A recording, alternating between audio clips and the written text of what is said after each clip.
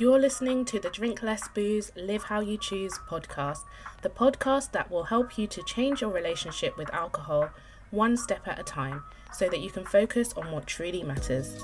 I am your host, Dr. Fiona Dowman. I'm a qualified clinical psychologist in the UK, and I'm here to share evidence-based mindfulness and values-driven strategies to help you understand what's keeping you stuck and take practical steps towards lasting change. Quick note, if you feel you might be physically dependent on alcohol, quitting suddenly can be dangerous, so it's best to speak to your GP or your local alcohol service. Hello and welcome to another episode of Drink Less Booze, Live How You Choose. In today's episode, we're going to be talking about cravings, what they are, why we have them, and you'll come away knowing how to manage your cravings and cut down on your drinking. So what are they? Now, if you're listening to this because you want to cut down on your drinking, you probably don't need me to tell you what a craving is. However, I think it's an interesting topic to talk about because even though it's a common experience, whenever I ask my clients this question, I get quite varied answers. And that's because cravings are experienced slightly differently by different people. Essentially, it's a strong urge or desire to do something or to consume something. So a strong desire to drink alcohol. And here are some of the different ways that you could experience a craving. It could be a feeling. So it could be like a sensation that you experience in your body. Physical sensations like salivating or feeling that your heart is racing, or a tingling feeling. There are also often emotions involved, so feelings of excitement and anticipation, or cravings can begin with an unpleasant feeling like anxiety or stress. And cravings can be an anticipation of feeling good. Another really common description of cravings is that it's all in the mind, so it's when you can't take your mind off alcohol. That's all you can think about. Getting hold of it, drinking it, how you're going to feel afterwards. It's hard to concentrate on anything else. You might have anticipatory beliefs like, I'm going to feel so much better after I have a drink. I'm going to feel relaxed. It's going to help to take the edge off. And permission-giving thoughts like, I've had a really hard day, I deserve one, or everyone else is drinking, I'll just have one. Those kind of thoughts. And another thing that can go on in the mind when people have a craving is lots of images.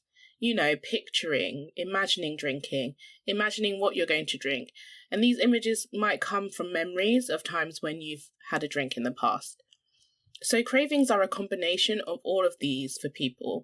And I think another thing that really distinguishes a craving from just wanting a drink is it feels really hard, almost impossible to not give in. It's a very strong urge. Okay, so let's move on to why. Why do cravings happen? Why do people crave alcohol? Well, we make associations between things. So it's like the night before you're about to go on holiday. You're going to feel excited, right? Because your brain has made an association between going on holiday and feeling good, feeling excitement, happiness, and relaxation.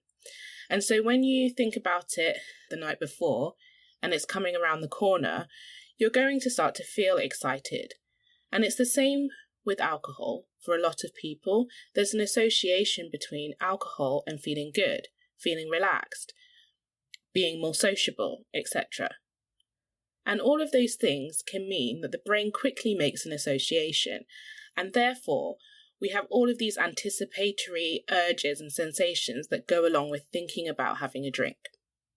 As well as our behaviour being driven by anticipation of reward or relief, there are certain cues that remind us of alcohol as well. So whenever we see that thing or hear that thing or smell that thing, it triggers a craving for alcohol. So with the holiday example, there are certain cues that we might see, like being in the airport, that might trigger the excitement about going on holiday, or while we're packing our suitcase. That might be another cue, another trigger for feeling that excitement about going away. And it's the same with alcohol. It might be seeing or walking past a pub, or an off-license, being with certain people, watching something on TV, etc. All of these things can be a cue that trigger a craving. The problem with cravings is that they can feel uncomfortable, and it can feel like the cravings are controlling your behaviour and that you're drinking more than you really want to because of these cravings. And it's really difficult to stop. And it can be hard to know what to do because it can feel like the only way to get rid of the craving is to drink, which does get rid of the craving for a short while. You might try distraction. You might have a craving, do something to distract yourself from the craving. And that can work for a lot of people too, because after a while, cravings will go away. But again, it will come back. These are not long-term solutions, and they can make it really hard to cut down on drinking. So there's a few things to be said before I leave you with a strategy to help you to manage your cravings in the longer term. And one of those is that cravings do not last forever. In the moment, it might feel like they're going to go on, and you'll eventually have to give in and have a drink. But the reality is that cravings don't go on forever. There's a reason why, after a period of distraction, you might have noticed that you don't give in to the craving, and that's because over time, the craving does subside. You can distract yourself from the craving by going for a walk, watching TV, and if you focus on this activity that you're doing for long enough, the craving will subside. This can be a useful strategy, but the potential problem with the strategy is that what you're doing is you're in this endless cycle of trying to get rid of the craving, trying to escape from it, and then it will just keep coming back for round 2, round 3, and round 4. And each time you'll try to escape it, and it will keep coming back for more, and it just becomes exhausting and sort of like a never-ending cycle of events. The alternative option is to approach the craving mindfully. And I have an episode on mindfulness, which goes into a bit more detail about mindfulness, what it is, and, how to practice it. So definitely go back and have a listen if you haven't already. But basically, if we can focus our attention on the craving and be really curious about it, we're doing the opposite of distraction. We're not trying to take our mind off the craving. We're trying to put our mind onto the craving, really pay attention to it. And what this does is it just takes the power away from it. So it's not this big scary thing that keeps coming back for more. It's something that we can cope with. It's something we can make space for and accept it for what it is because it's not going anywhere. But then we can decide and make choices about how we want to respond to it. The way I've just described it, I know makes it sound really easy. It's not easy, and I don't want to diminish how difficult it is, especially if you are used to distracting yourself or you're not used to sitting with feelings that are really uncomfortable. It does take a lot of practice. One way to practice being mindful about cravings is through a technique called urge surfing. So urge surfing is when we imagine our cravings are like a wave. So a wave, it builds up in intensity, it reaches a peak, and then it subsides. And so that's how we want to imagine our cravings. As we focus on it, we can start to notice that it kind of builds up, the feeling, the urge, the sensations, it builds up in intensity, it reaches a peak, and then it will subside.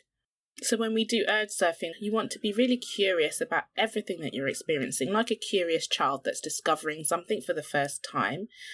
And you really want to try to notice whereabouts you're feeling sensations in your body, what it's like, how strong it is, what's popping into your mind, what thoughts you're having or images are you having about drinking.